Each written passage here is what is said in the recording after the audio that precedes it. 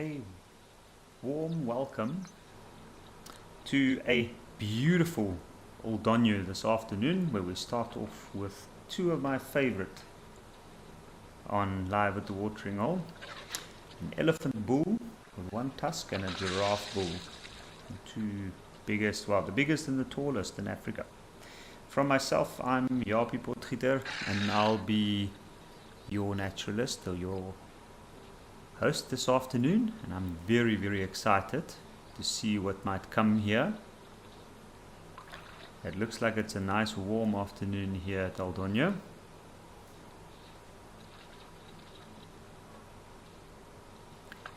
And quite an interesting daily struggle it seems like here at the watering hole at Oldonyo.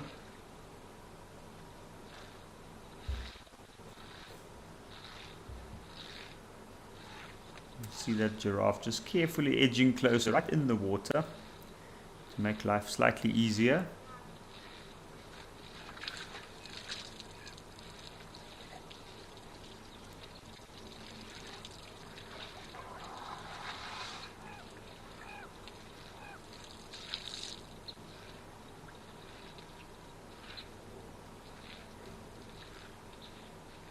The elephant only has one tusk. He looks quite relaxed. You can see that back leg just kicked out, taking a rest, a well-earned rest. I'm sure has been moving about quite a bit. And then this giraffe being pestered by all the oxpeckers. Yo, there's a lot on him. 5 at least, possibly more.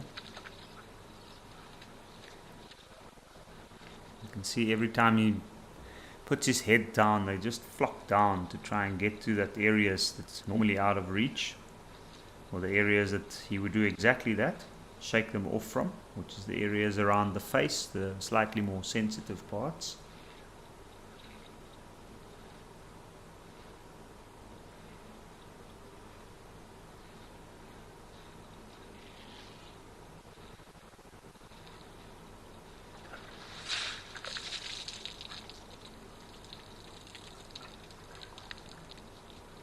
So, I would like to remind our viewers that this is live and interactive, and you can watch us on the app, on the website, also register to ask us questions, and you can send through your comments, and you can let us know what you'd like me to chat about. You can also go to, there we go, wildearth.tv questions, or you can also scan the QR code on the bottom right of the screen there and then join in on the conversation. You can also follow us on Twitter or X.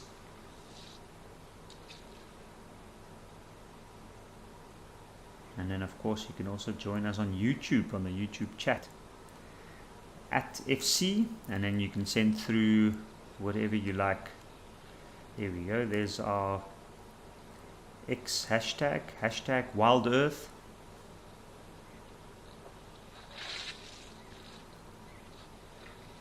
I'm always happy to discuss giraffe and elephant. You can see something piqued that giraffe's interest. It looks like he stretched that neck slightly longer. It looks quite odd when such a long-necked animal twists his neck in such strange contortions. Scanning over the horizon. Often hard to believe that they only have 7 neck vertebrates like ourselves.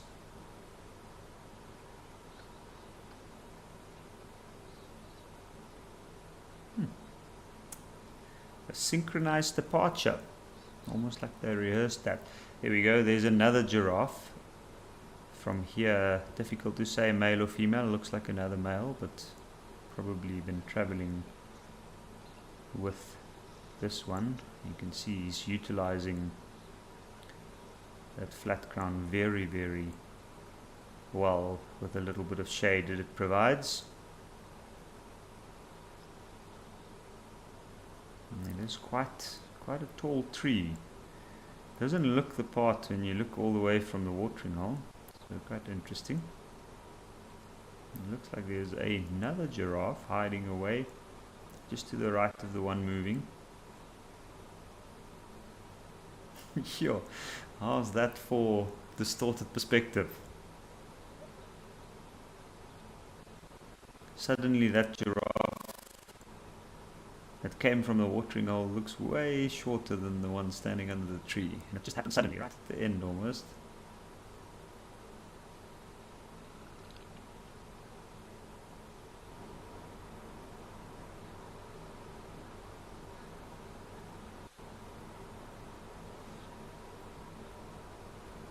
And a little bit of necking going on here.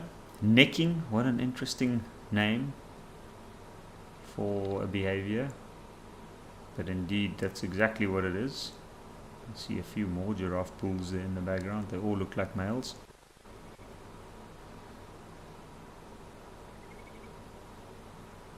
One interesting way that these animals have adapted and developed to compete for rank.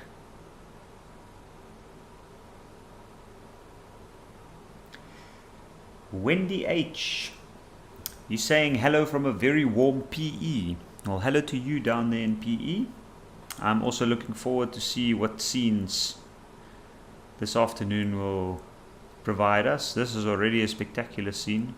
It's amazing how much wildlife always hides away in plain sight on the periphery. The green line of trees is always a little bit further away from the openings with the watering holes, and it makes for some good surprises. Harriet Hodgson, you're saying hello to me as well as FC and all the other Wild Earth viewers.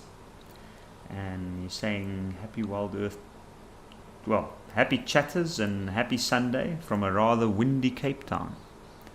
I can imagine actually here where I am in the South African Lowveld this afternoon is also quite windy.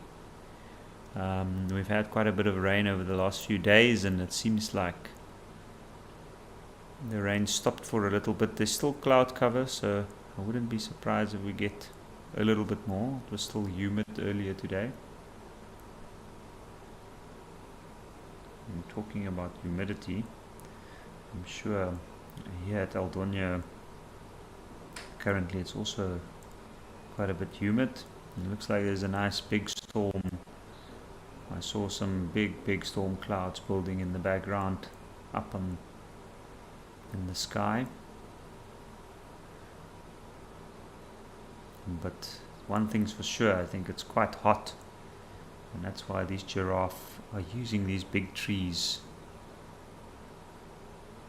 for some much needed shade. Interesting. Didn't realize this tree is that big all the way from the watering hole. And obviously I think it's also a bit of an angle and a dip that plays in on the distortion and perspective, but goes to show how important large trees are to the environment and the different areas. They play a vital role in cooling down and protecting certain areas.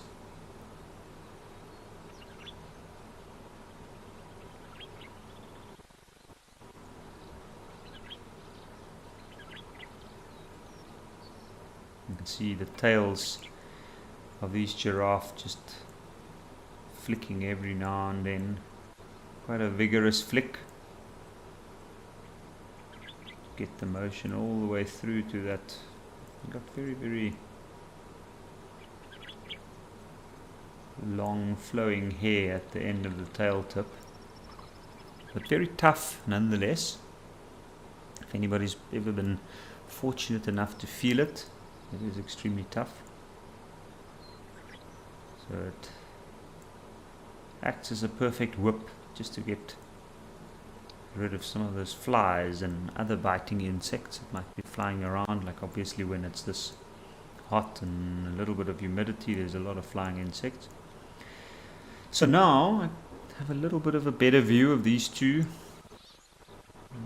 Interesting how we can have a look at the difference in behavior. So the two on the left of the tree looks like two females. You can see the smaller ossicones or ossicles at the top of the head. Quite calm in nature. It seems a little bit bothered by the other two on the right hand side of the tree, which is, if you notice, the ossicones is a little bit spread further apart, slightly larger. And the animals, well, at least they look taller from here. We know that's not always an indication. And those are two males, and by the looks of it, two younger males.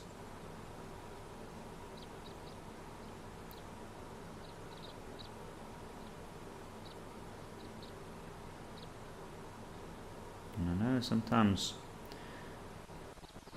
we say that younger animals do play fighting, and some of them do. I think often predators do quite a bit of play fighting. You might see some antelope. But I think once it gets to the size of a giraffe, it's not really play fighting, more so than just sparring to try and hone that skills. It will be much needed. Well, let's see. So I think these two also have a pressing need to come and have a drink of water.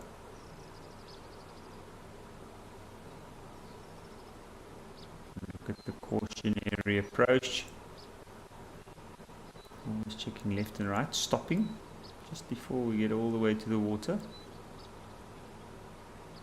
Just to see what's happening there. Obviously this giraffe, with its very keen eyesight, she's also probably having a look out to see what else is moving around the water there.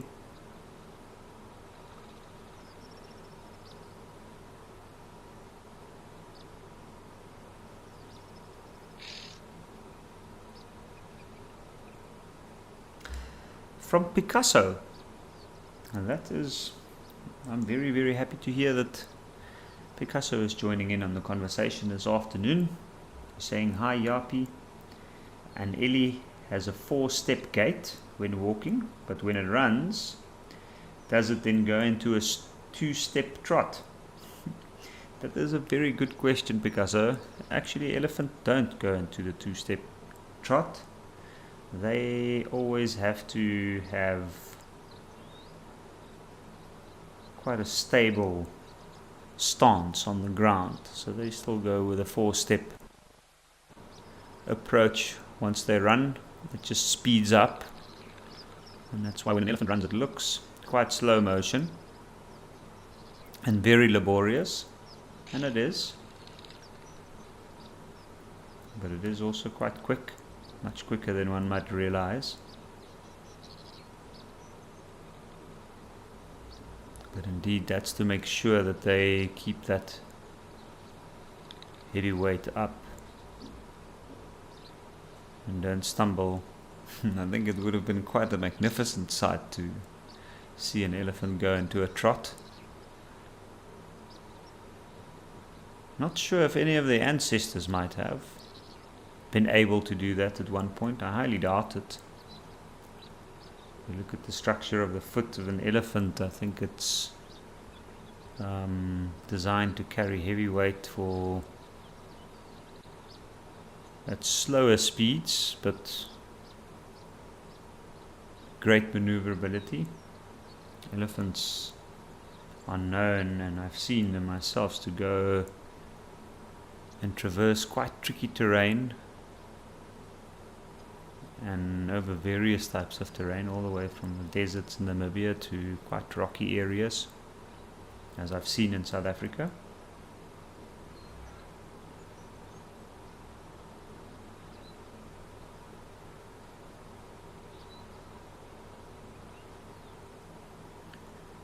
And this has indeed been a very careful approach. Look at this giraffe, still checking it out. Always an air of suspicion whenever the giraffe approaches water.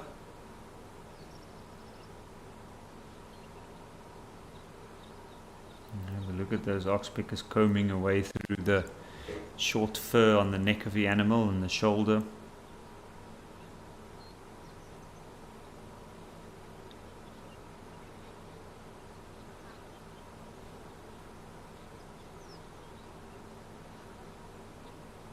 And just see the heads moving left to right, left to right. And she's got quite a few on her as well. Prized property. I've noticed sometimes if there's quite a few, oxpeckers generally tend to roost away in dead trees from where the animals are, or somewhere near a riverbank, often like larger dead trees that provide a good cover, good shelter. And if it is near areas where animals regularly visit, those areas are of course highly sought after. You often find that oxpeckers might even battle each other in a territorial dispute about some of these spots. Some of them, especially yellow-billed oxpecker, have even been known to spend overnight on animals. Maybe a migrating bird or two.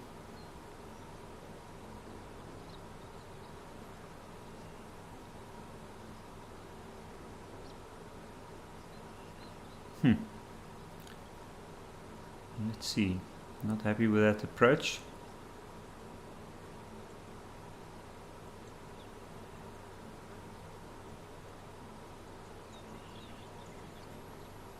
And I find it interesting, giraffe, yes, they've got very keen eyesight, very large eyes for their, or proportionally to the narrow skull. So obviously that provides them with good eyesight, or good binocular eyesight. Good frontal binocular eyesight.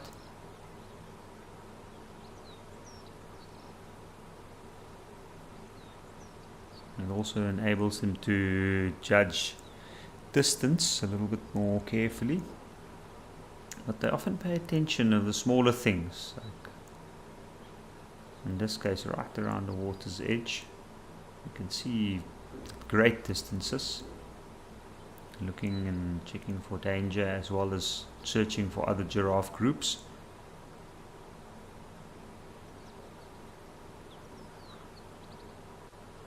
You wouldn't always know exactly what they're looking at. With a height advantage, of course, they can see across the trees and a lot further than some of the lower positioned creatures like ourselves might see.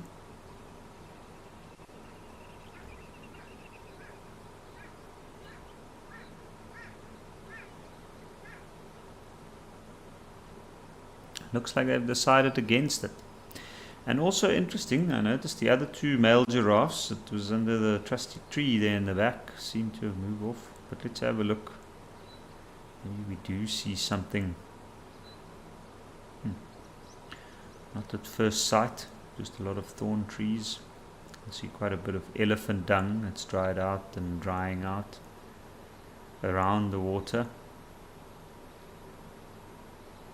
Pan still quite full, or at full capacity. And even though it is nice and green, it's definitely been trampled quite a bit. So I'm assuming there's been quite a bit of activity around this watering hole. But there we go, one sneaky giraffe hiding there behind the twisted dead tree. But since the others have moved off, I think let's head over to Lentore and see what's happening there this afternoon.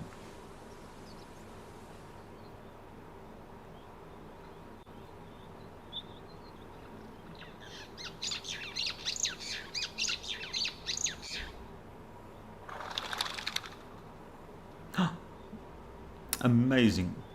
Some fire finches along the water's edge.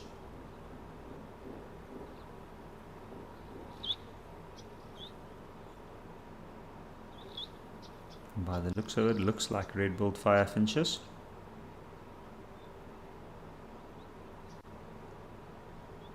Lentora is always, in my opinion, quite an exciting watering hole, especially for birding. This is brilliant. It's low down. It's got the perfect little pan. Is it even a dragonfly that was flying up there? You often find these smaller little birds being seed eaters. Obviously, they have quite high water requirements.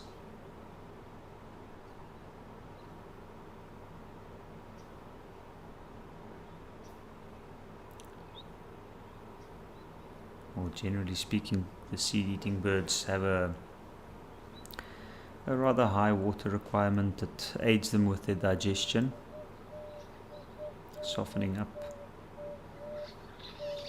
the tougher husks covering the seeds.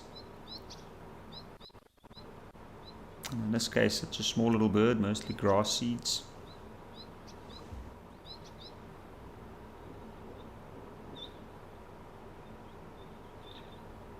And there's a hammerkop. That's quite interesting. A hammerkop having a dispute with its reflection.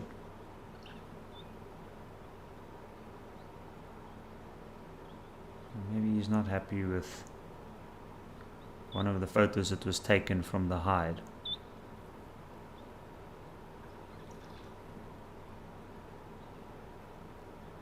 That's quite interesting. Not something I've actually had the chance to witness often.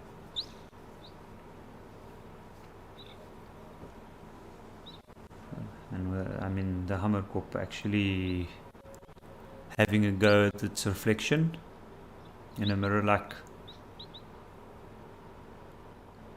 glass panel. Very, very interesting. I know they are regarded traditionally by a lot of the Southern African cultures, at least, as a very vain, self-obsessed bird.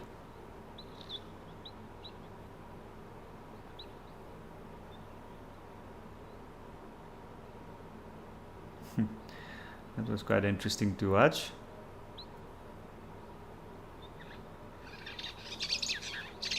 And funnily enough, also a bird that's usually quite common around certain water puddles, looking for frogs and amphibians throughout Africa, or Eastern and Southern Africa at least. And funnily enough, I've often noticed that, well, here where I am now, I haven't seen them for such a long time actually. And then the other day, just as the rain was about to start, I had one fly and come and land right in the road in front of me as I was driving in to the reserve. And I was thinking to myself that a lot of people also regard that as a sign of bad luck, but the bird luckily instantly realized that there's an approaching vehicle and flew off. And what do we have here? It looks like a emerald spotted wood dove, and there's another one.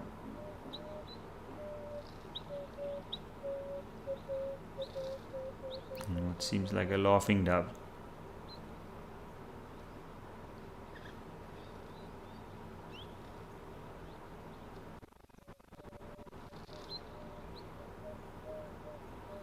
Also seed eaters.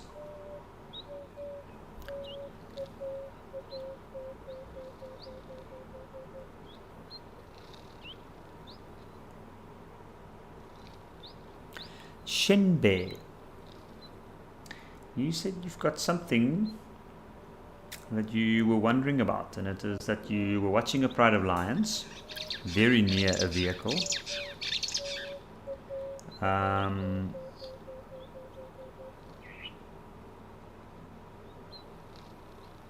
And you were asking if there are any firearms that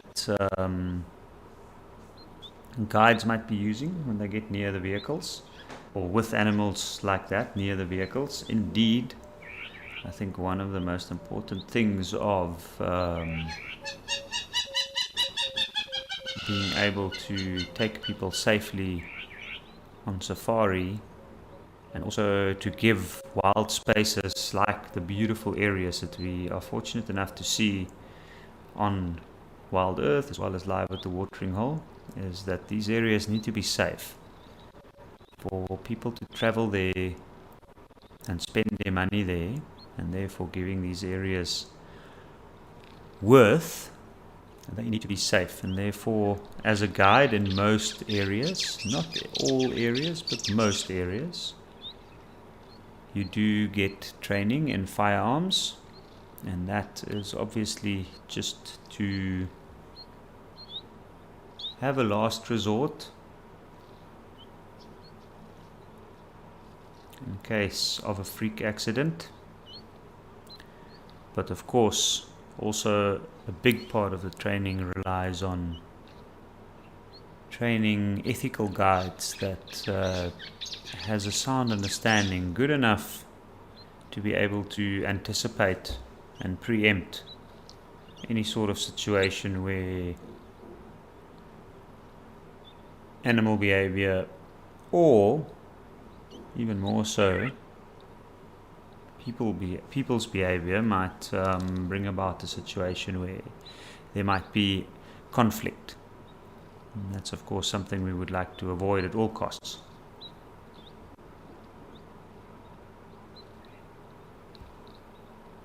But yes, in South Africa, for the most part, guides are usually trained to use firearms, especially for walking. It is essential to use firearms in certain areas while walking.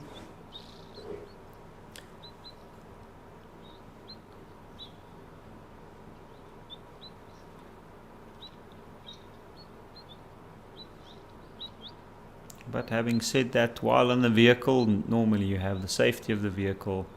Animals are usually habituated to the vehicle and our consistent behavior on the vehicle, which would entail not interfering at whatever costs and just following them at a safe distance that they would be comfortable with us viewing them.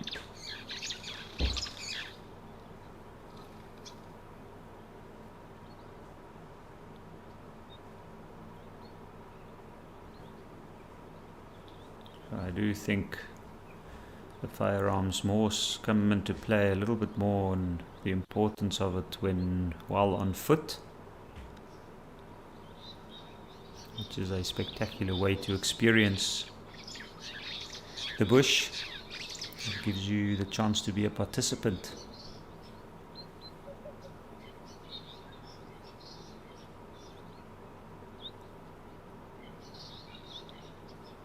I'm watching this squirrel eating now, and it's always interesting to see what they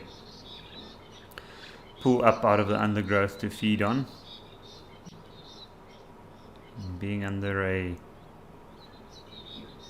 big tree like this next to the water, there's often lots of food, seed pods and things that drops. Good food for these squirrels.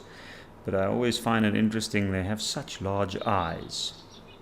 And they've also got quite a narrow, short nose.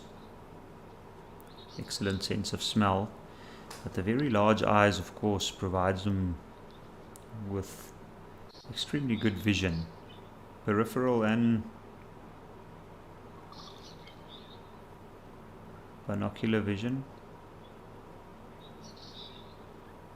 And when they eat like that, they look very nervous, very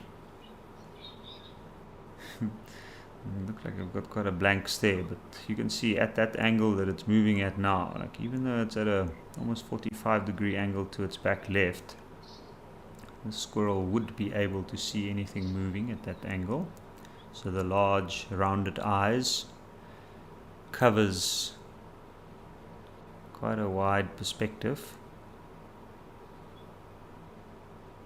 which provides this little creature with excellent awareness abilities.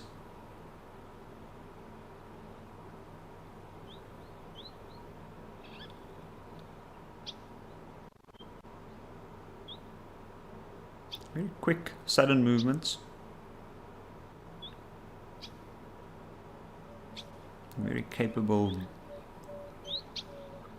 prehensile fingers that it grabs its food with, and very quick bites, making everything, aiding in making sure that the squirrel might pick up on whatever potential danger might approach.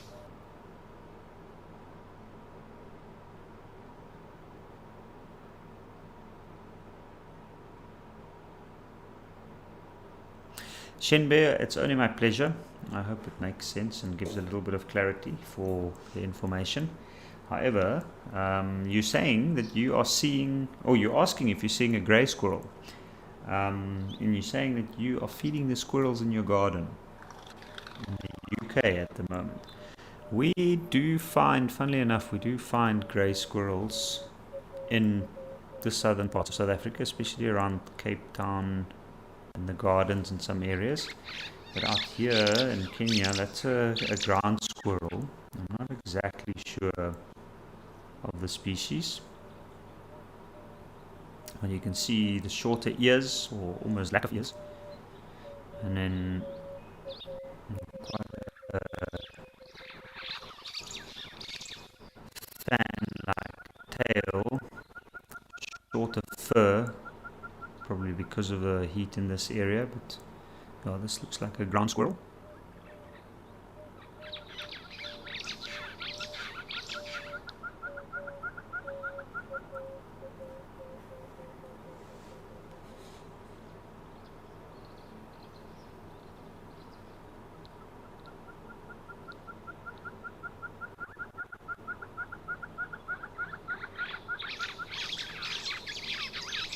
Let's have a look at that tail there. You can see, interesting enough, it's got a whiter or pale underside. It's not that visible to us now, but when this little creature, obviously, if it sits, oh, there you go, there's a drink.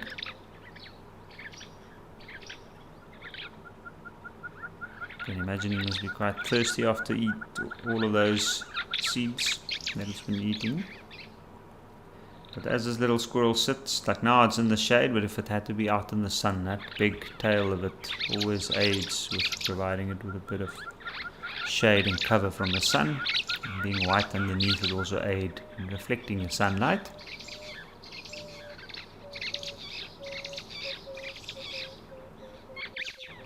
And I also noticed the two white lines on the outer eyes. Well, so I heard that the vultures are coming in at Vic Falls, so I think let's go over there and we go and have a look there.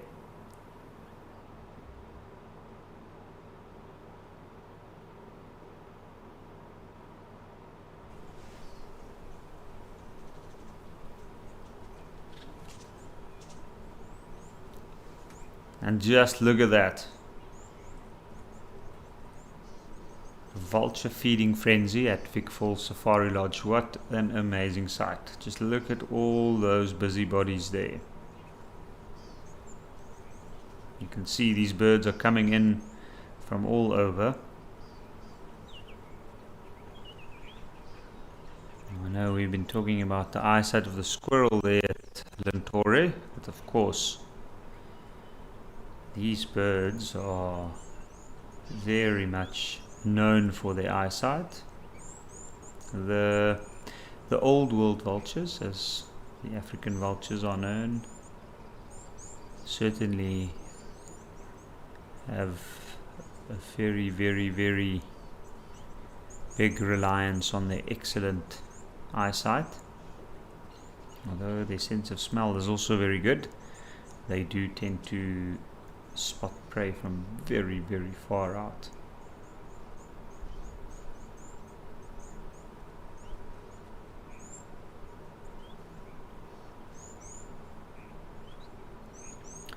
And these birds rely on those big wings being able to fly quite high, and then of course using their excellent eyesight to spot dead things from far away. Now in this case, some of these birds might have been sitting nearby. As you can see, some of them flying off now, perching on trees on the outside of that bare patch. But of course, those that were flying up high this time of the day, nice and warm, for warm air currents to push them up and aid them to gain height. So I'm pretty sure some of them spotted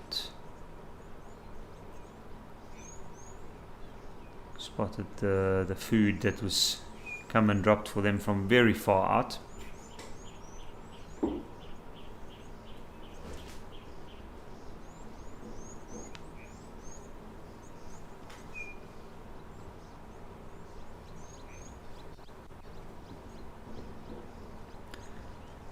It's always interesting to watch the ones that come a little bit later, still scouring the area for whatever leftovers there might be.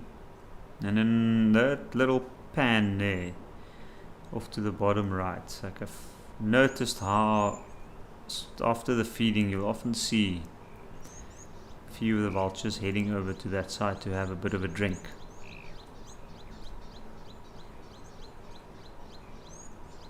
But what a sight. Sights like these are becoming increasingly more important within large bird of prey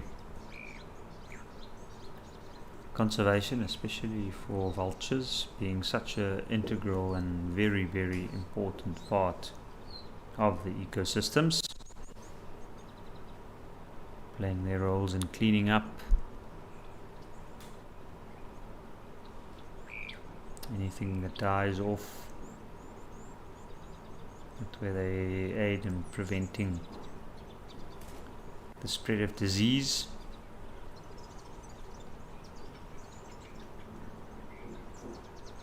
But unfortunately, they are suffering quite a bit due to their habitat loss, the availability of large trees in some cases, especially the hooded vulture and the white-backed vulture. Both birds that nest in and at the top of very, very large trees. In some regions, mainly found along the larger rivers, especially in the South African lowveld, for instance, where you have quite an open area with smaller shrubs to medium trees. You can find the little green veins, which is the drainage lines and dry riverbeds running through a landscape, provide the taller trees and the space for these birds to nest. Being such a large bird, they need, especially the white-backed vulture,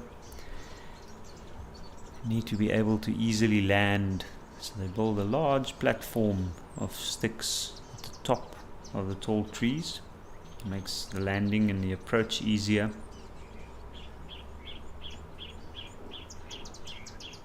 Also provides them with height.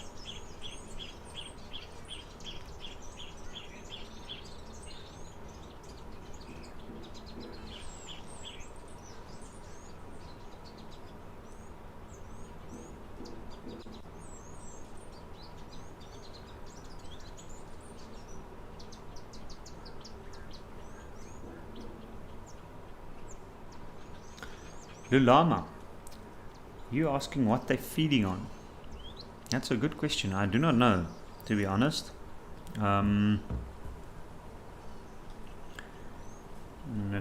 It's something I would actually love to know. I guess it would depend on the area and what's available. In some areas, it depends also on what's getting donated to these birds. It might be from off-takes from nearby game farms, for instance, or animals that's died naturally, wherever in the nearby area. In that case, often people might donate carcasses or meat to areas that have feeding spaces for vultures. But in this case, I'm really not too sure. Like, the area surrounding Wick Falls Safari Lodge obviously have quite a lot of protected spaces, and there are game farms and other wildlife areas that might produce carcasses that will get donated and probably stored in some way in a large freezer.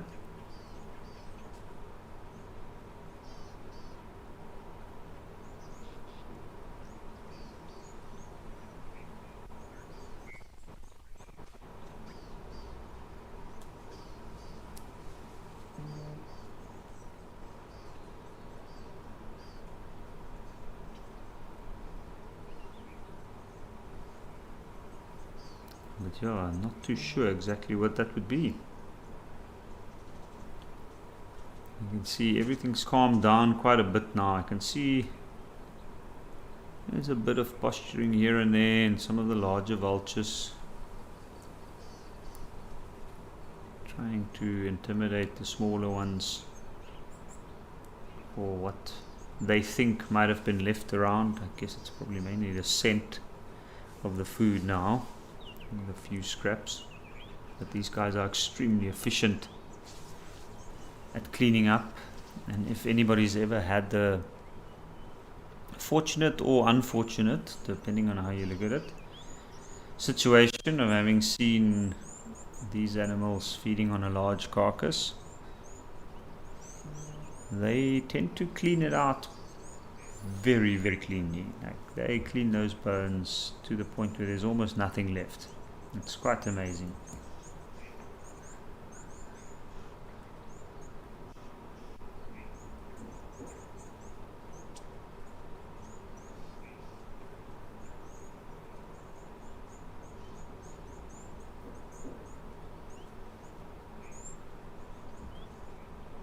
You can see some of them taking off now.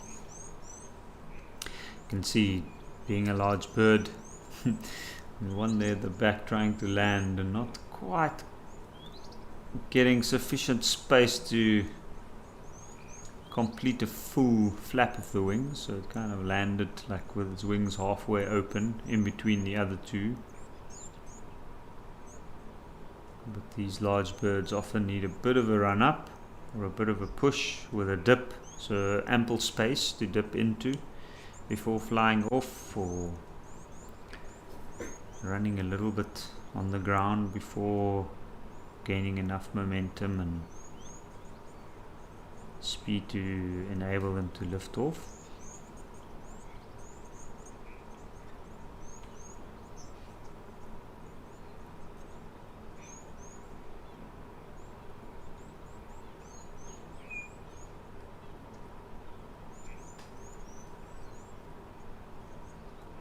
It does look very, very green here at Wick Falls Safari Lodge, which is quite nice to see. You can see everything's got its green leaves. So I'm assuming it's had some good rain. You can see the grass is quite tall.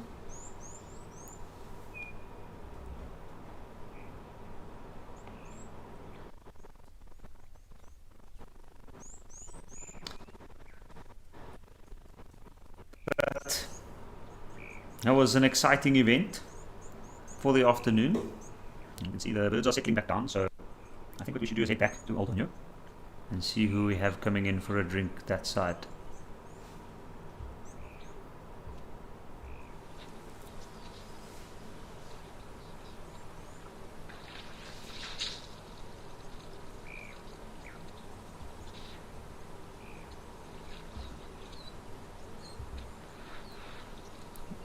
Oh, and we have a magnificent elephant bull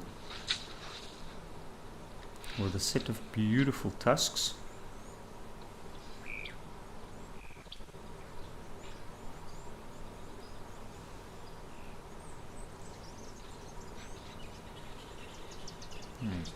Turning around a little bit in an unsure manner. Not sure what exactly happened there. Maybe he got startled by the giraffe there in the background.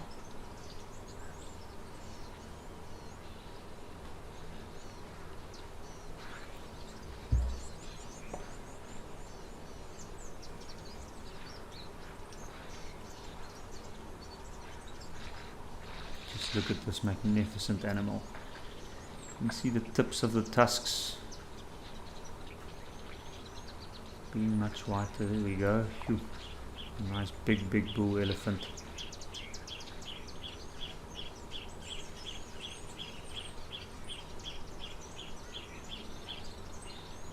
Just reaching out to the other one, showing a bit of interest, as companions do.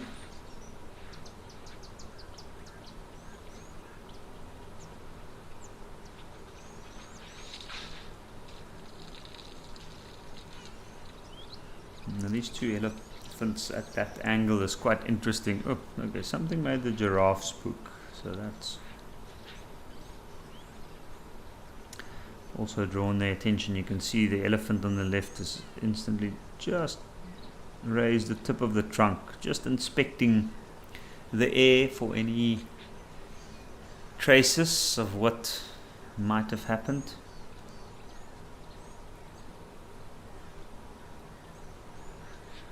Now what's amazing here is like these two elephants at different stages in their lives.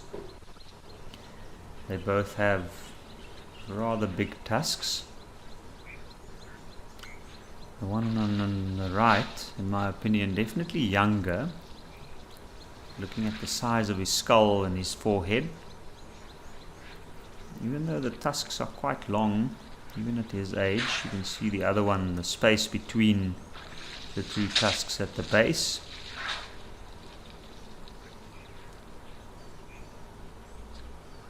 Is a little bit wider apart than the one on the right, and then of course the head, the size in the head and shape a little bit larger. Looks like an older, more experienced elephant, which is not uncommon to find, a younger and a more experienced elephant traveling together. What's interesting is in their behavior here, where this younger one lifted its head trying to have a look around, and that older elephant, from its experience, just lifts its trunk up, inspects, knows that he shouldn't be too bothered. If it's not something in its immediate periphery, like another elephant bull approaching, for instance.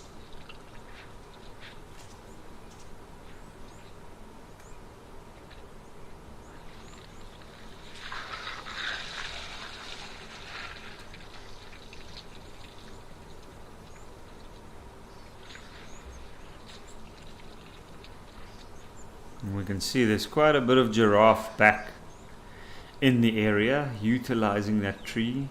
From here it looks like 5 or 6 of them, another few standing around. And it looks like those two young males still going at it in the background. Might as well use this time to spar while waiting, because I'm sure they are waiting for these two elephants to finish. And of course they look like they are in no rush, especially not the one on the left. He knows very well. It's large. He's an elephant. He's got a big water requirement, and it's a hot day. So you might as well take this time to savor the moment.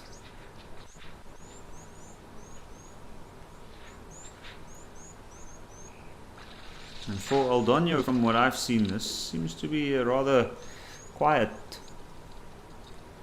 time around this watering hole, at least for the elephants. Sometimes you'll find 5 or more elephant bulls all standing around this little watering hole trying to sate their thirst, and that's quite a sight, of course, but it does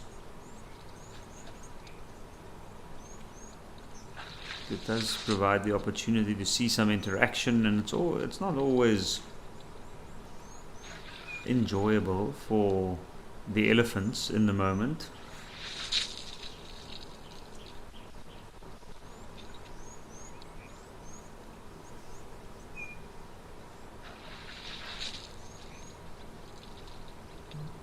So I think when the elephants find the chance to get to cool down and enjoy the moment at the water, like this one is now,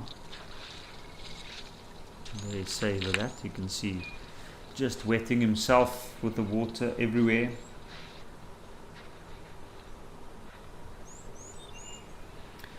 While that giraffe in the background seems like she is just chewing the cud. Amazing how well these animals are adapted for spending time waiting, so to speak, while still being efficient.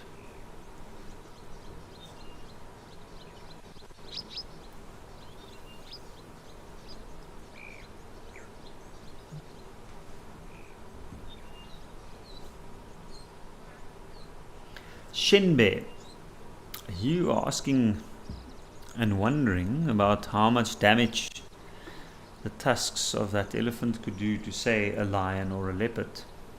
Well, let me tell you, I think, yeah, it will definitely not be a good outcome for any of Africa's predators, to be honest, especially an elephant at that size. There's not much that would want to be damaged by the tusks, especially not that size. That elephant looks like it had quite a decent girth at the base of those tusks, so they're quite well strengthened at the base. And if we think about it, those tusks can be used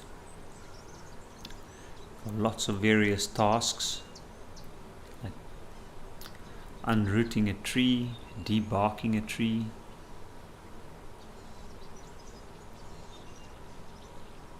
and a tree's bark can be very, very thick and tough to tear through, and sometimes these large elephants make it seem like it's nothing.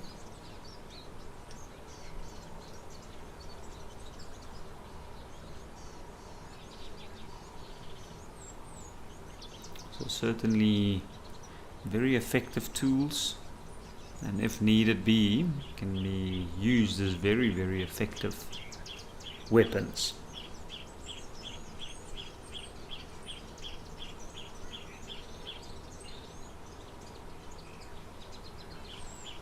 And in extreme cases, there's also been incidents where elephants have actually managed to attack vehicles. In that case they do massive damage, so usually with their tusks.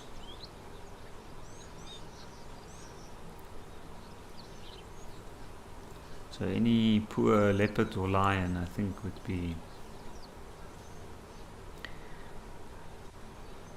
try and avoid any sort of contact with the tusk. That's for sure. Just have a look at these two, just carefully standing,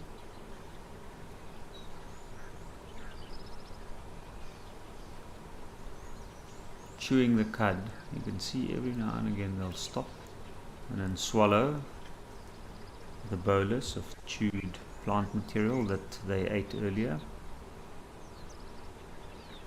bringing it back to the mouth, the jaws, and of course covering it with saliva.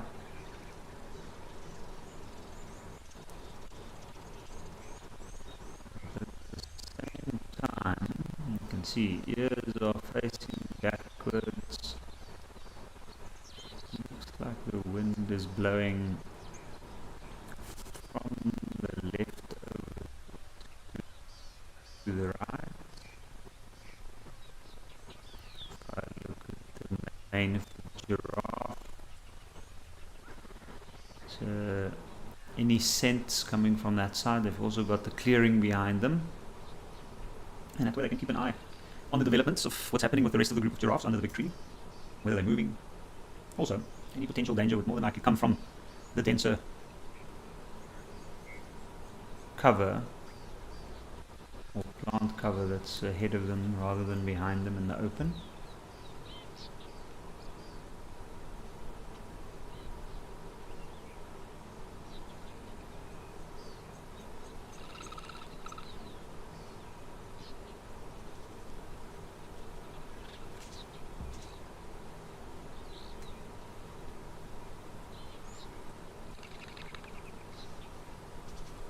But I think while these giraffes are chewing their cuds, we will head back to Lentore, where the baboons have come into the water.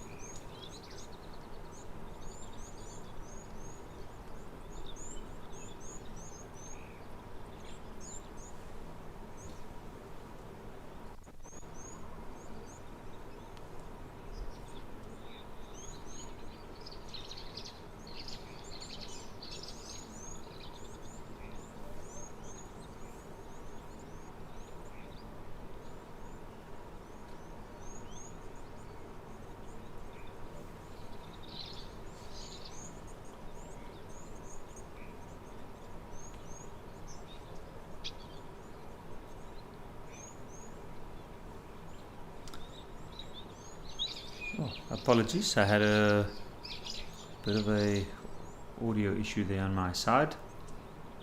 But we're back at Lentore in Kenya, and we are watching some social grooming between two bigger baboons off under the tree. Oh, we have some interesting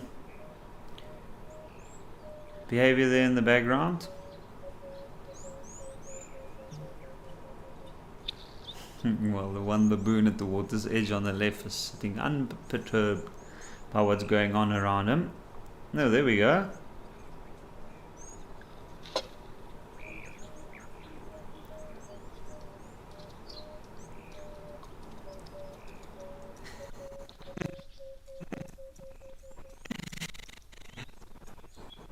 That happened quite quickly. I wanted to say that looked like a big baboon at the back grooming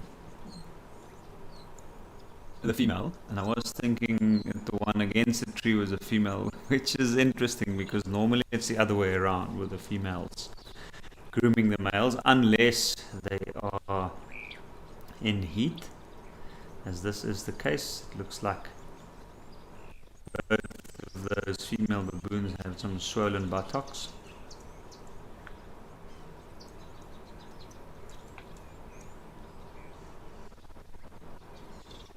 They look like two very big male baboons following them in each time.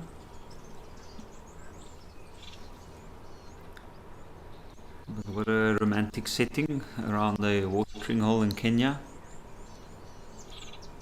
in the shade of a very big tree.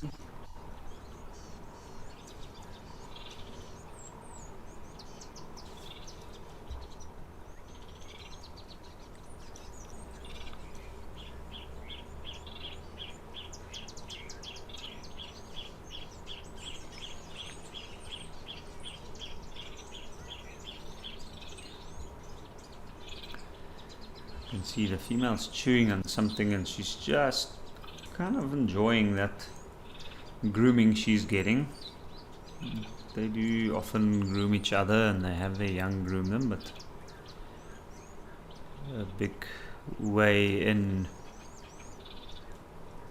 the baboon social structure to try and win the favor of certain males and maintain bonds between groups. They do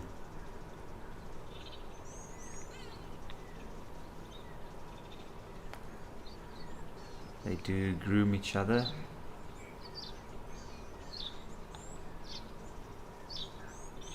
It's also a sign of trust between the members.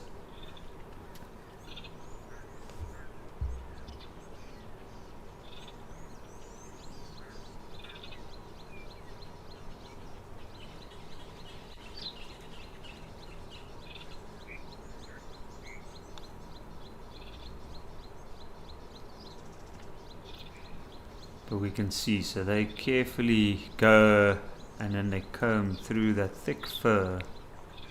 These olive baboons in East Africa have thicker fur. Well, I guess it depends on the area that they are. And you can see it's the areas that's tough to reach. Behind the shoulders, the back of the legs. And that way this male is showing the female that he's interested.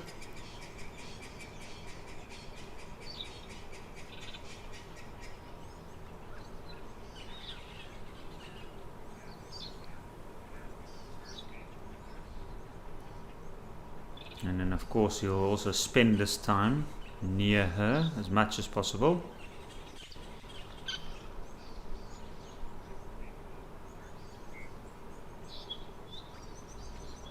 Look at this cheeky baboon.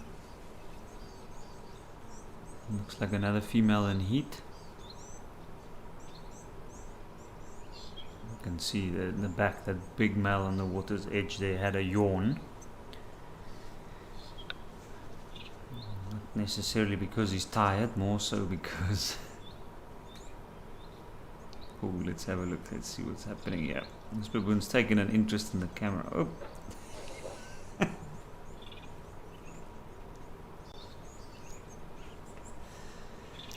So, just in case any of us missed that, they made sure to come and give us a front row seat to that. And have a look at the size of this male baboon. See those bulges on the side just below the nose? And the deep indents above them. And that's where this animal's huge canines are hidden away under the lips. And the yawn we saw earlier was definitely more so to show them off for any rivals, especially in a situation like this with females in heat. Like, tensions can heat up and action.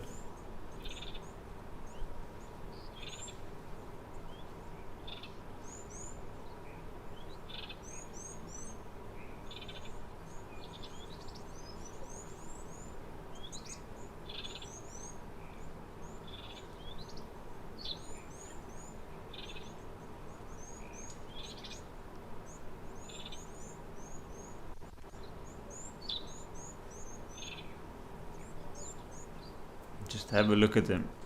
Very proud of himself. Casually sitting out on a rock. You can see it looks like there's a little bit of a dip in energy there.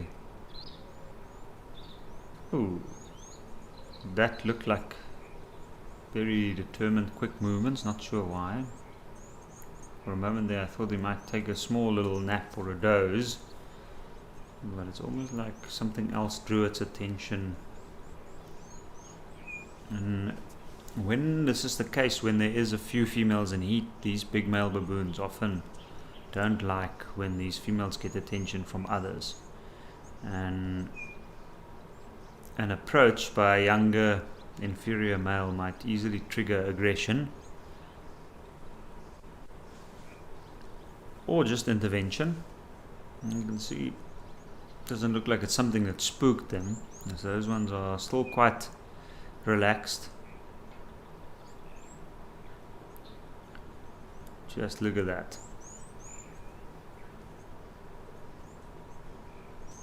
That female is having such a good groom there.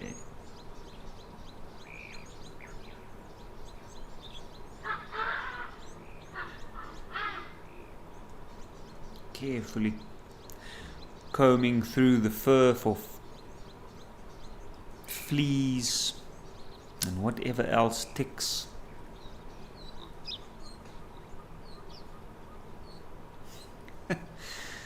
She was in a completely different world. She got a bit of a fright there when the others got a fright, and I think it's because this big one came over. And that's just a testament of how intense these situations can be. And even though it looks like they're having a romantic date here, tensions are still very high during these times, and a big male baboon like that can easily injure even the female, and she's quite aware of that. And of course, even though the aim is to attract the attention of these males, to have them mate with them, it's still risky business. Two males like these two big ones in close proximity like this, young ones around, this can often create quite tense situations and even fights.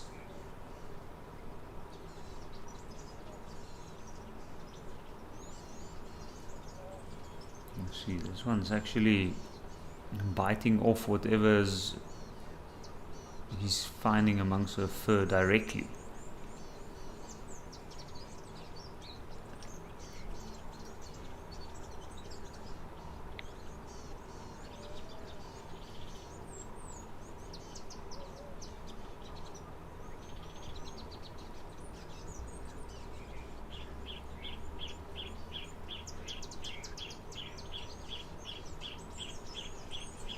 This has been quite the sighting, quite eventful. Baboons are always so much fun to watch.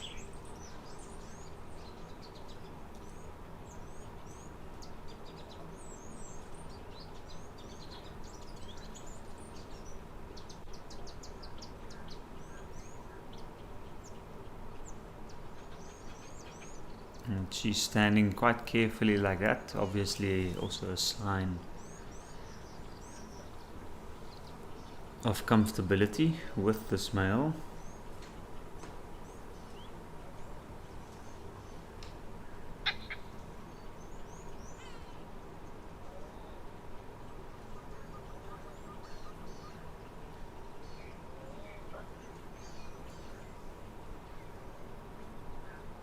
You can see there in the background the other big male just carefully following that female.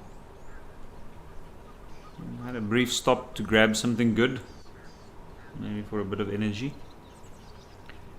but this could go on for a little while.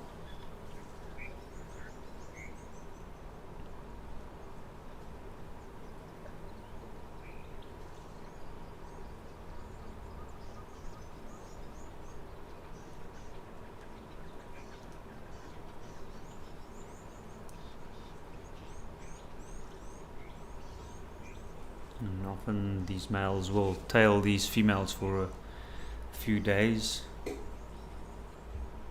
making sure that there's no other chances in the group.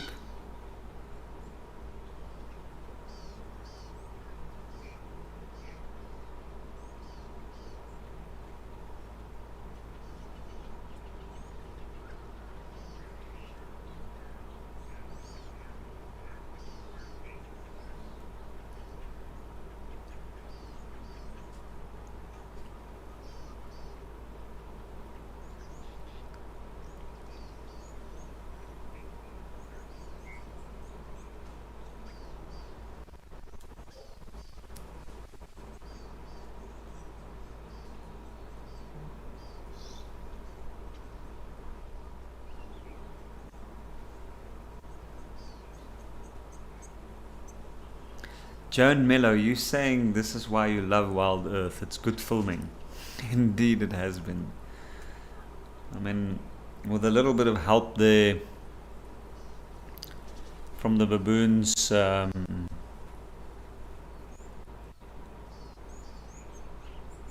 baboons trying to make sure that we get in on the action and that we don't miss anything. That was highly entertaining, that's for sure.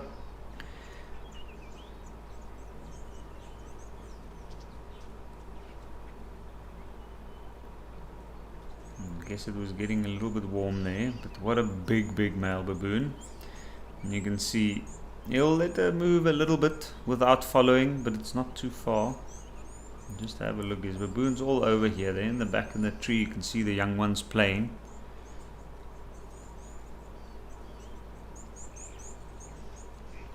Azure Jewel, you're asking if baboons kiss. I don't think so. I've never seen baboons kiss. The closest they'll get to a kiss is maybe a nibble somewhere near the cheek to get a flea or something off. But they don't kiss. They've got other ways to show their affection.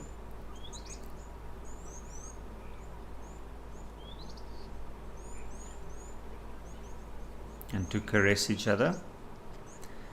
And grooming is definitely one of them.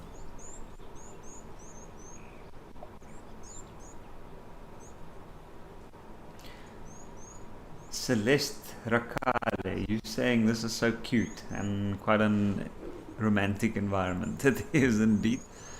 And this is about as romantic as baboons can get. It looks like they had their Valentine's Day a few days late. It's still within the weekend. And then sometimes you'll find that there's these little ones that come in like this and they are just curious, obviously coming to see what's happening, but then they become a little bit of a pest.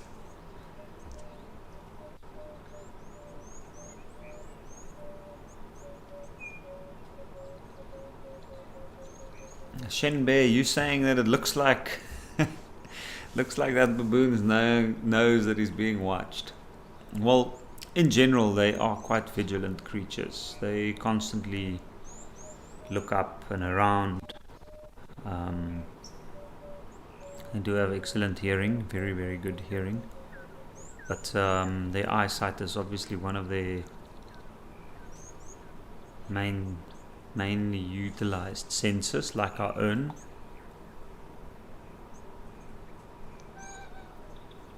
Being a primate.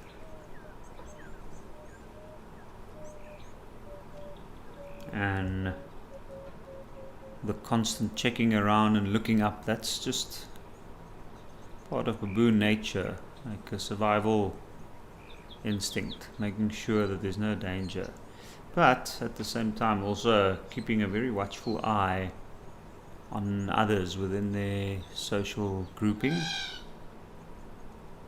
reading the behaviors of others, interpreting it, contributing to building and strengthening bonds within the larger group of the different groups is vitally important for any baboon, especially a male baboon. to climb the ranks within this group.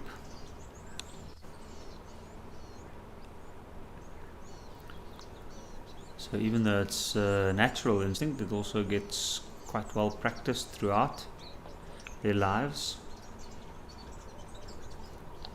And they often tend to catch the slightest movement in their surroundings. So the camera zooming in and out, maybe the noise of it turning, something moving, they will definitely pick up on that. But they do constantly look like they know they're being watched. But they are, by others in the group. The younger baboons, especially the males, will watch the older baboons. They learn from them. They also watch them carefully for any opportunities and chances. Like very evenly matched male baboons will often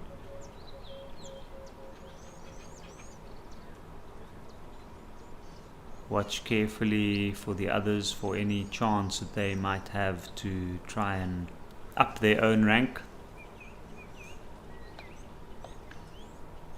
or purely out of jealousy in some cases. Older males watch younger males. Females.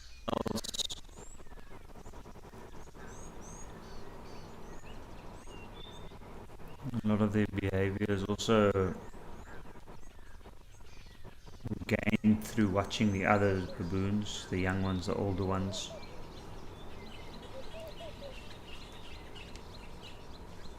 It's also how they both pick and resolve their conflicts.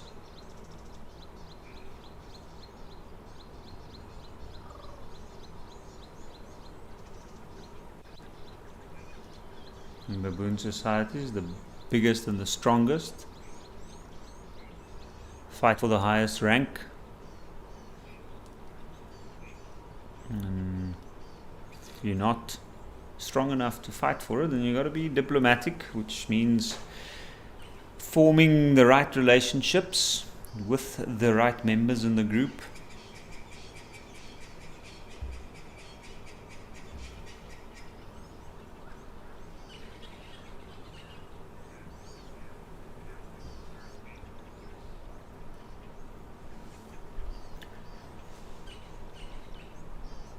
Having said that, these two big male baboons we've been watching here, they are incredibly big and impressive male baboons.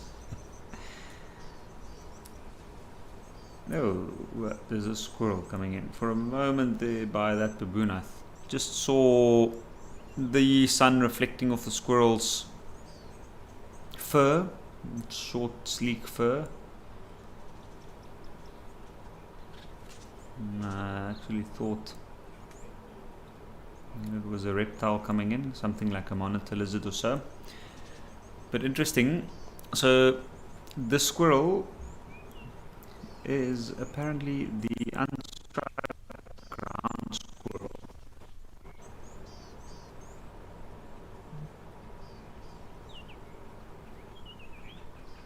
But it looks like most of the baboon action has now left the water's edge. So to get back to some action around the water, let's head over to Tembe for the first time today to see if we can do some birding there.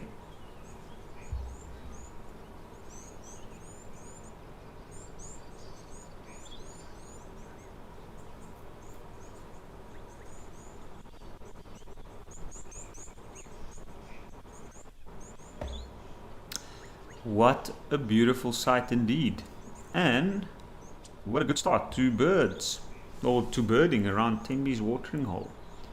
You can see two woolly-necked storks, and this is quite interesting. These little puddles, which used to be the holes where the elephants dug for water as well as loose sand, has now become filled with water. And I can see it looks like there's been some decent rain here. The pans are filled up. It's beautifully green. Even that dead branch that was hanging off this massive tree next to the water's edge, seemingly now in the water. doesn't look dead anymore. And let's have a look. What do we have here? We've got Hadida, we've got Egyptian geese, and we have yellow-billed storks. Looks like a younger one in the middle there as well, a younger yellow-billed stork.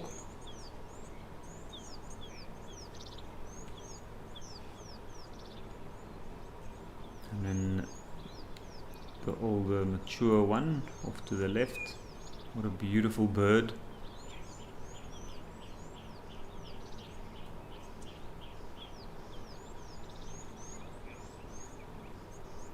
And there's a woolly-necked stork sitting flat down on the ground.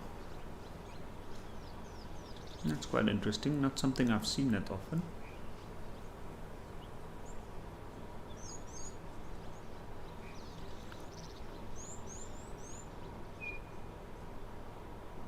Shaking the feathers after a good preen session. You can see some stretches from that other woolly-necked stork, the one moving now. Stretch its leg and its wing.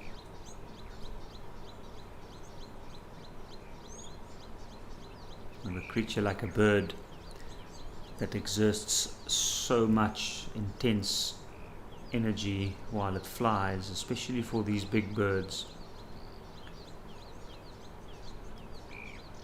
You need to make sure that those muscles and feathers are always kept in working order.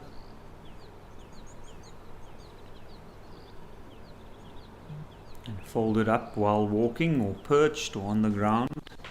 You do need to stretch it a little bit.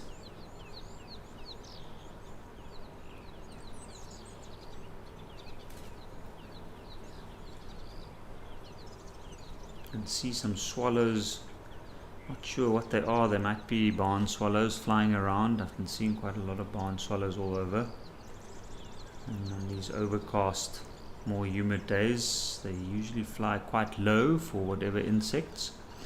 And what do we have there?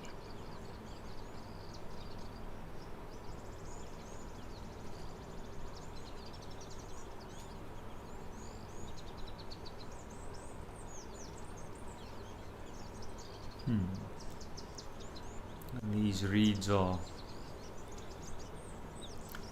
extremely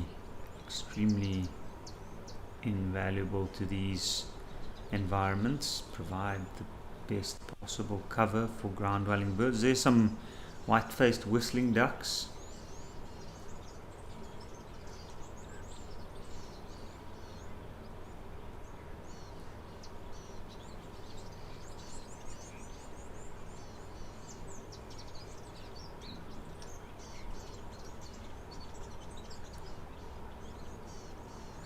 And then the ever-present Hadida and Egyptian goose. Two regulars around any puddle of water, almost throughout Africa, throughout the world, I guess.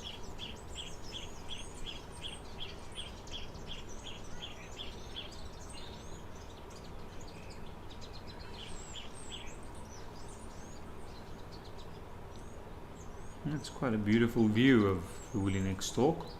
Saw some bull snapping there. And just have a look. This bird is normally a bird that hunts near the water's edge or near a wet patch, but it's scouring through the tall grass, and you can imagine there must be lots of stuff. Oh, there we go. It looked like it went after a butterfly there.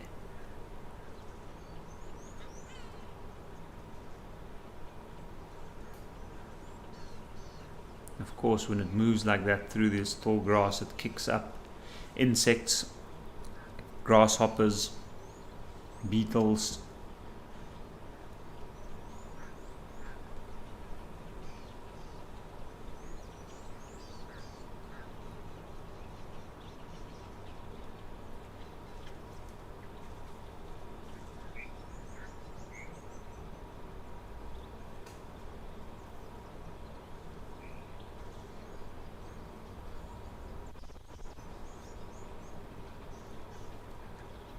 Have a look. What a magnificent bird this.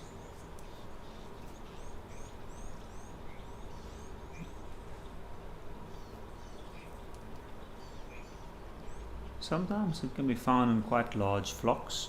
You can see this bird's legs there. If we look carefully, look a little bit white. You see the pink coming from just below the feathers, and then a little bit further down above the heel it's quite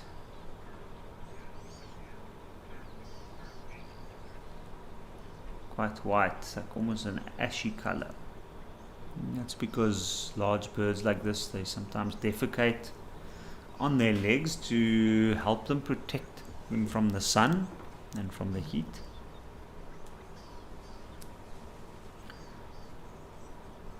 Look at those very, very large feet.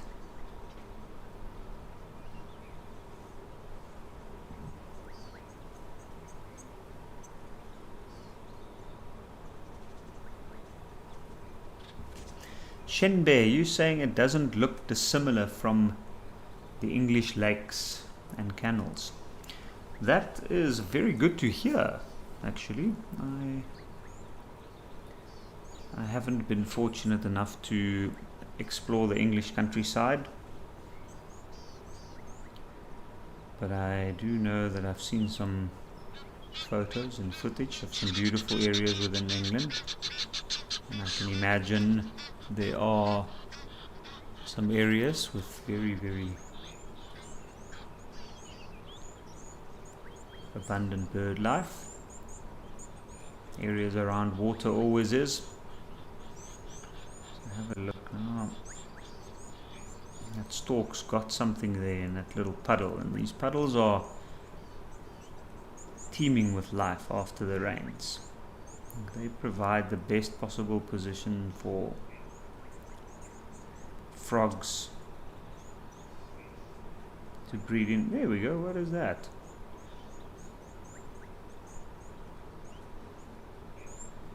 It looks like a very large beetle.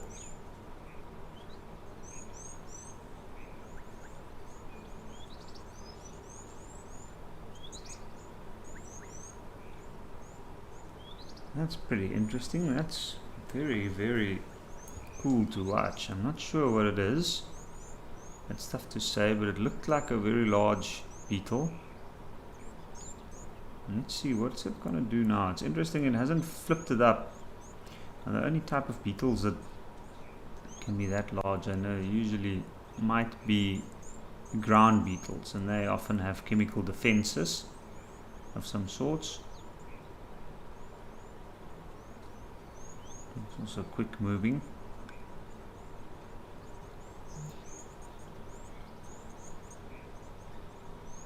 Let's see what this bird does. Maybe that's why it flicked its bill like that at the start.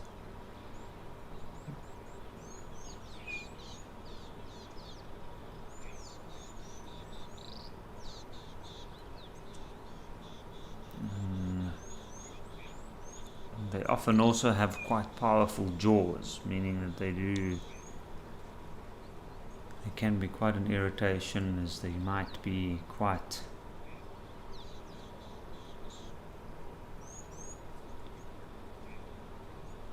difficult to handle for a bird. But of course, the stork having such a long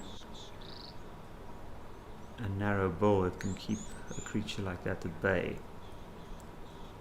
But that's pretty impressive. Now it's dropped it in the water and has still managed to get it out.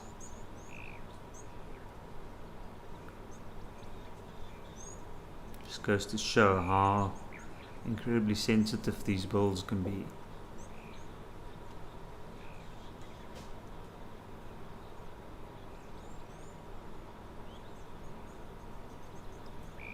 That was very, very interesting. I would have loved to know what that little creature was that it had there. If it did have it, it looked like it got it in the end there. But with all the effort and the shaking and the careful handling of it, my best guess would be one of the ground beetles, probably able to defend itself chemically.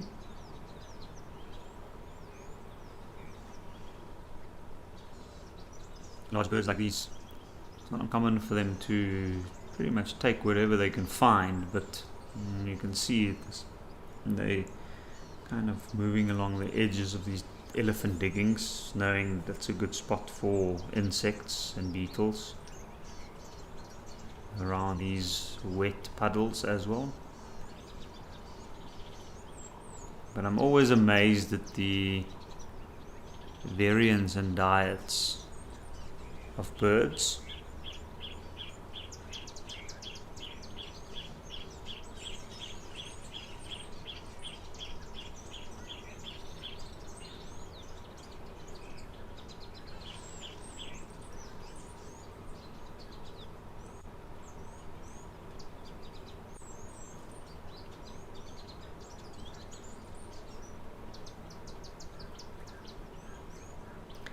And back to the puddle where it started.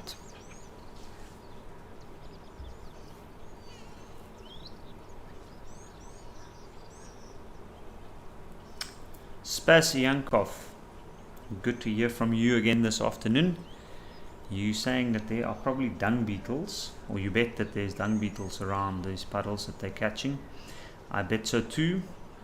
You can see there all that boluses of elephant dung there. I'm dead sure that there are some dung beetles around here. I know northern Zululand is often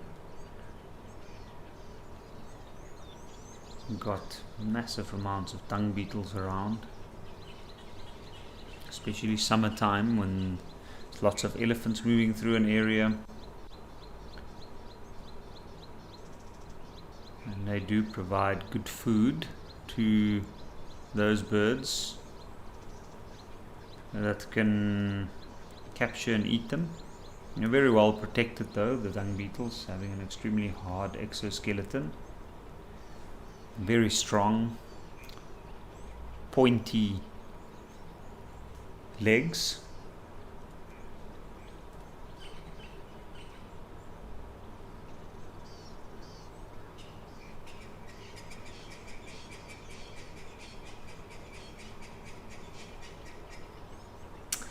Deb Davis, you are saying that most of your birds in the eastern US is different, and you're saying that you have Canada goose that's quite prevalent there, but not so much the Egyptian goose.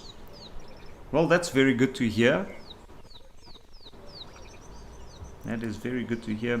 I have spoken to some people in Europe not too long ago telling me that how prevalent the Egyptian goose has become in certain areas in Europe. And it is the type of bird that as long as it's got standing water, it can, oh, not even standing water, we see them at Stony Point as well. As long as they've got water, they'll move there.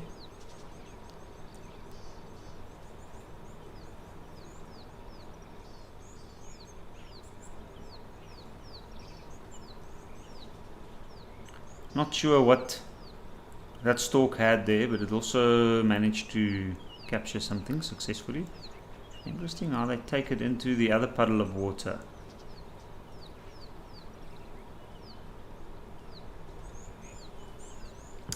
Joan Mello, I'm happy to hear that you are enjoying this afternoon. Very, very happy to hear that. I have to say, we've had some excellent sightings. I think the baboons this far for me has stolen the show, but these two yellow-billed storks are now, here we go, what's that? When the wings flap like that, it's often, there we go, some excitement. What is that? Excitement shows the preempting catch, or the preempted catch. Now this larger stork has chased the other one. Looks like it's stolen its meal, or tried to. You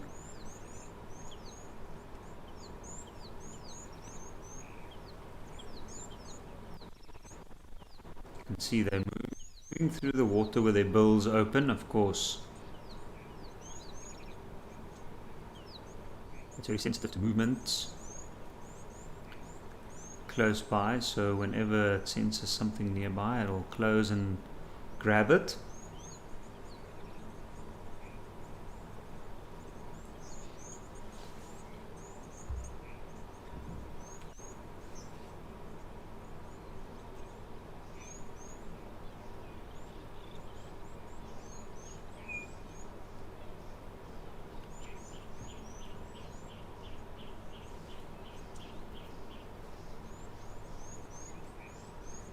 And it looks like that narrowing in the pool there, where the whiter of the two stalks on the left is, looks like a good spot. As things get channeled, you can see it. And there's a rise in the bottom of this puddle there.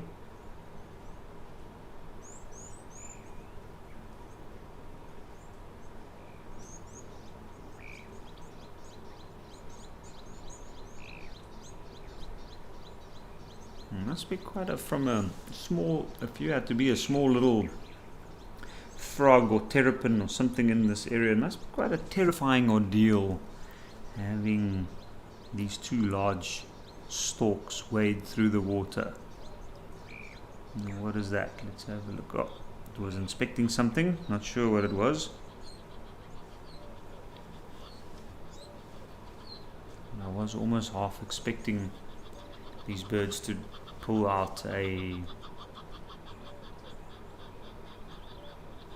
terrapin at some point.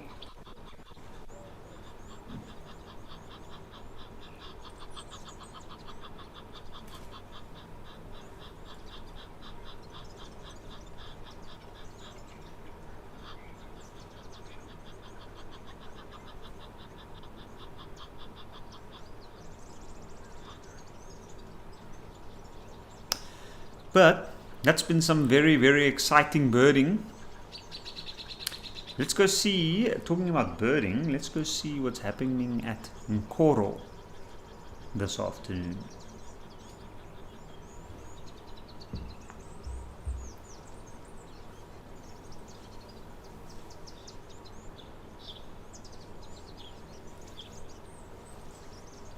Oh, amazing. Some warthogs and a blacksmith lapwing. Right on the water's edge, on the grass edge. Looks like these warthogs have wallowed.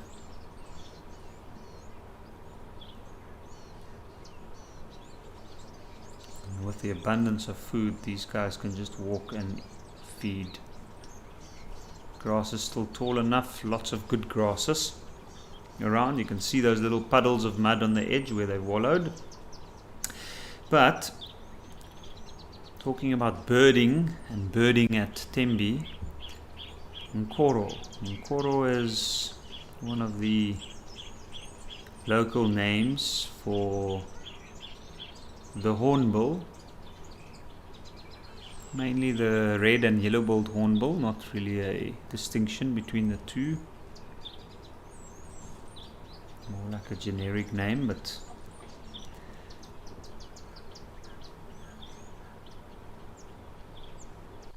named after the way they sound.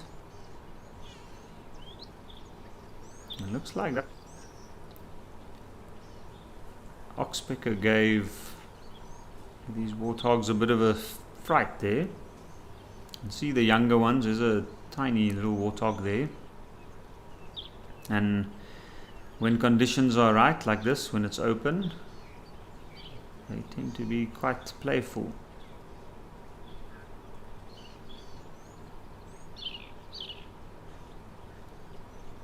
And when they get the zoomies, they can often give these larger warthogs quite a bit of a fright. There we go, there's some impala. You can see this young male impala laying down in front, completely comfortable. Cooler weather. There's more impala laying down there in the back. Usually a sure sign that things have been rather peaceful around here. at least for the morning and the earlier part of the afternoon.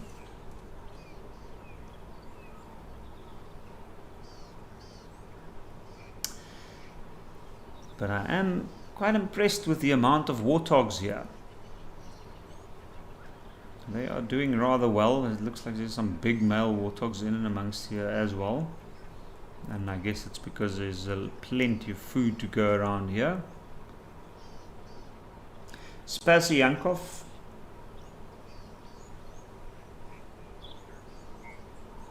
And you're saying that you haven't seen Nkoro for a while, actually.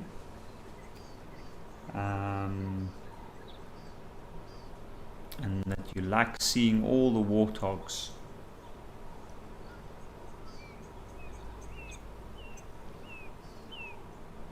And it is indeed quite the sight. There's quite a few warthogs. It looks like different. You can see there's a clear hierarchy, of course. That looks like a male. And those were two males. And even though the big male warthogs tend to spend more time on their own and away from the groups, when there's a good area to feed and a safe space like what we're seeing here around this watering hole here at Nkoro, we can certainly see that there is a few around. And nice to see the interaction like this.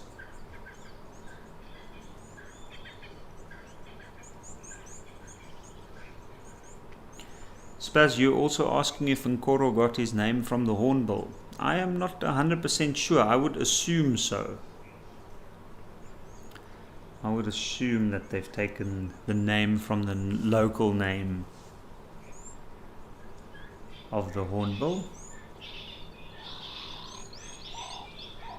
And the local language would be Shangaan or Tsonga. But I think Nkoro is also quite a widely used name for the bird throughout southern Africa.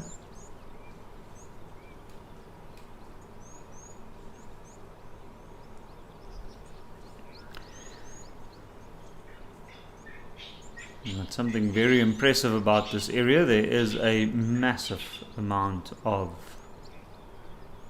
impala around here.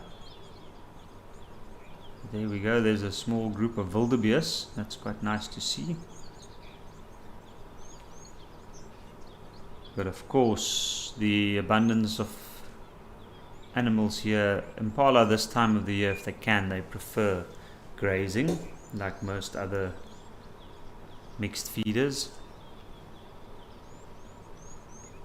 And wildebeest, of course, specifically specializing in the short grass and preferring the open areas. You can see some young ones there. Two young ones, female. It looks like one big bull.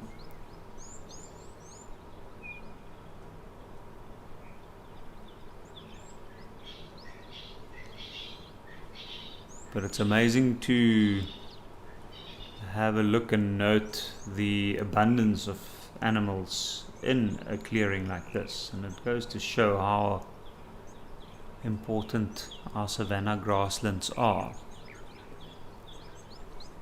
And how incredibly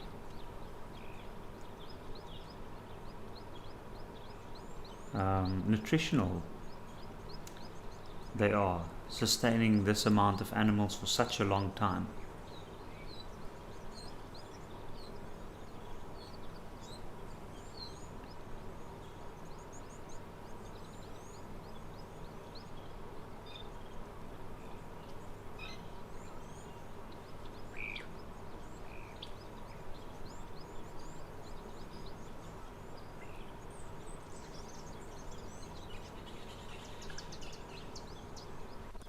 Just have a look at that. 7 warthogs together. One small one, not always sure what's going on. It looks like they're that little warthog looks quite young still, so I'm sure it would be following its mother nearby.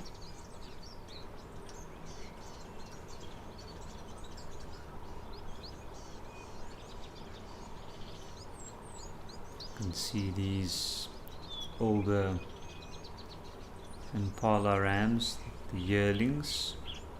Their horns are really starting to shape up nicely, some of them starting to turn.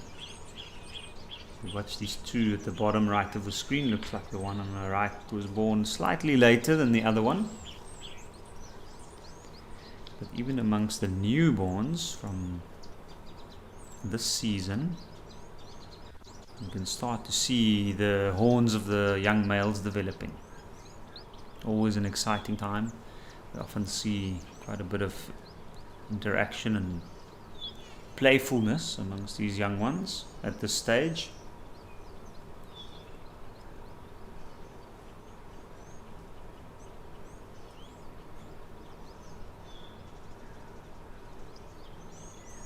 Well, this is quite a peaceful site, quite a peaceful atmosphere here at Nkoro in the clearing.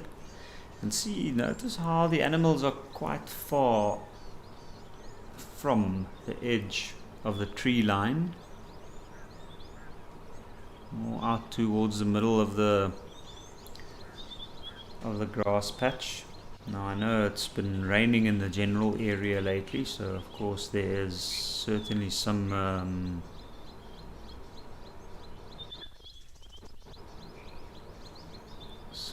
more food available. The regrowth of the grasses has been aided by the rain.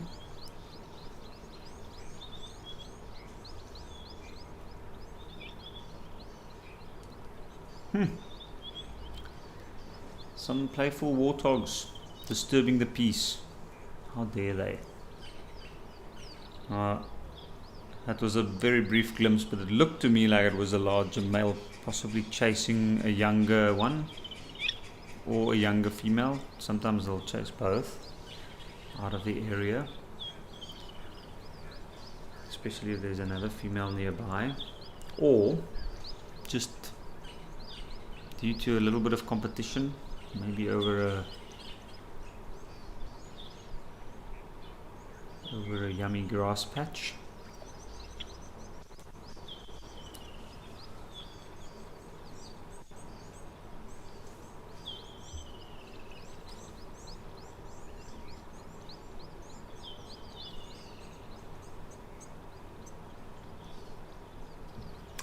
Spasiankov, you're asking a very good question, and that is, how do we distinguish between a male or a bull wildebeest and a cow wildebeest, a female? It can be tricky at a distance sometimes, I'm not gonna lie, and one would have to have a rather good look at it, especially in that case where the groups are together. Then it makes things a little bit more tricky, because normally in South Africa, wildebeest in South Africa tend to be found in smaller groups. They don't migrate the large distances and gather in the large groups like what East Africa is known for. So we find that the females and the younger males and younger ones, they tend to form the small herds and groups, often in and around certain open patches. And then we'll find that the bulls, the larger males, they're often found on their own. And that's because they tend to keep territory throughout the year in some parts of South Africa. And due to the availability of resources, they can afford to stay in one place. And that's to make sure that that space gets utilized once the good rains come, and once the productive season comes, so the green season. And it's well worth holding on to prime real estate or a good space within certain open patches, because they know that females would move through that area. So they'll actively defend that area and try and keep themselves there for as long as possible. So one of the main ways to distinguish would be to see if it's a animal on its own, if it looks large and proud, not loud and proud, large and proud.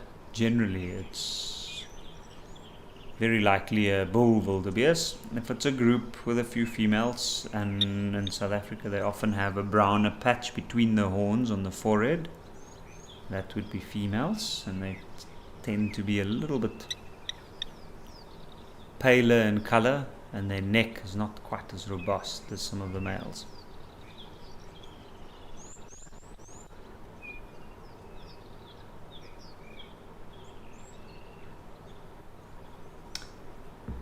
But having said that, it can still be tricky. So from this beautiful peaceful scene here at Nkoro, let's go over to Olifants River. I haven't been there in a while, and we can see what's happening there.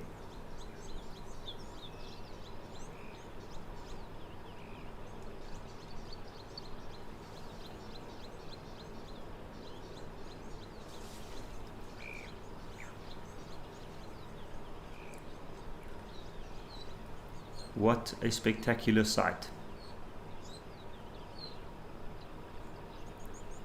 A spectacular sight indeed. A beautiful elephant under a magnificent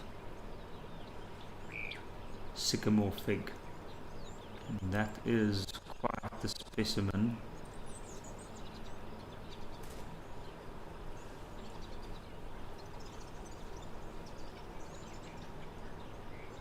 It looks like a sycamore fig. I might be wrong. It might be... no, it is a sycamore fig. Sometimes at a distance it's tricky to... if you don't have a clear view, it's tricky to distinguish them from the Inyala berry, but this is a sycamore fig, it looks like.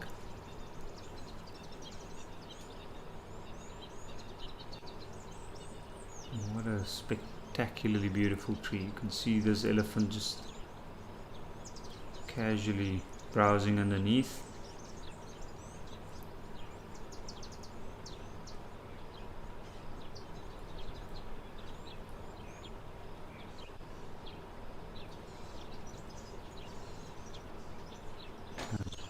Very beautiful, long, tall branches just bending over. And there we have a impala coming into the scene. Now when this tree carries fruit, of course, the fruit fall to the ground. And it's very likely this tree does have fruit currently. And that of course would provide excellent sustenance to impalas, to the elephant.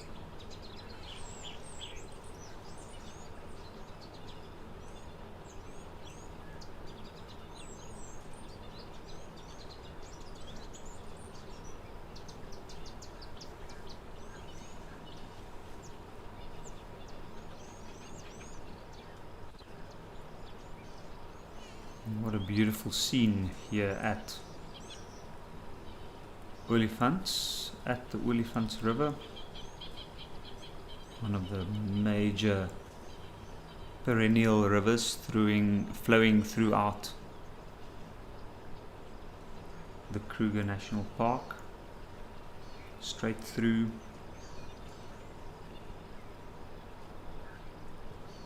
Heading all the way to the east, and then once it goes through the Kruger Park, it meets up with the Limpopo River on Mozambique side.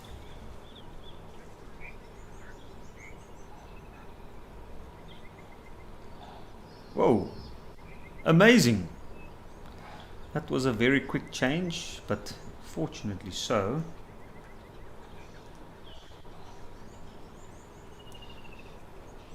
And here we have a lion.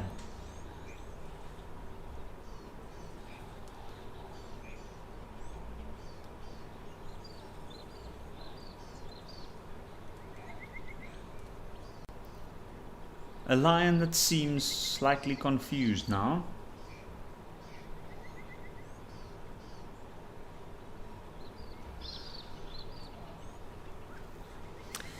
And that is definitely the look of a lioness that has arguably blown a hunt. You can see there's a rest.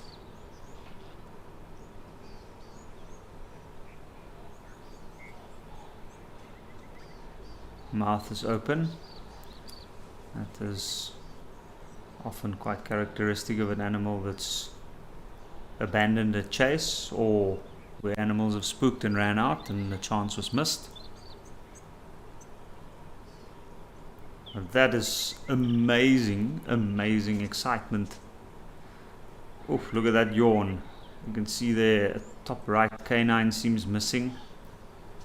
From where I am, the teeth looks rather yellow. Looks like an oldish female. She looks a little gaunt in the face, so very likely an attempt out of desperation. Or maybe it was just the fact that there is such an abundance of animals. That scene looked way too peaceful earlier, I have to say so myself. And I think maybe it was just too enticing for this lioness to ignore.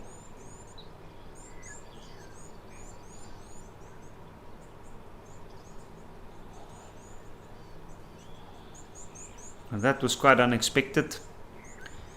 And I definitely want to thank and congratulate the team at FC for making the call to come over to this. This is spectacular. Instantly, that vast space cleared, all the prey animals moved off.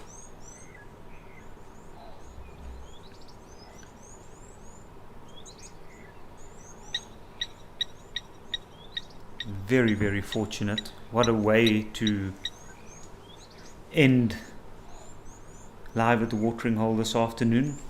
And I think she's just casually now making her way over to the water.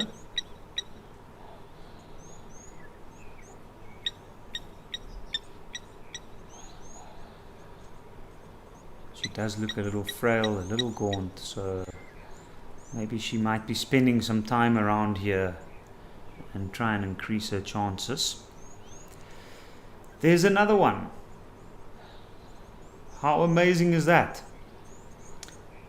You can see there the ribs are showing shame. This lioness, I think she has had a good run, so the water would be a good space to hang out to and wait for her chance. But having said that, I would like to thank all our viewers for joining this afternoon. It's been a spectacular afternoon, from the comedic antics of the baboons through their romantic waterside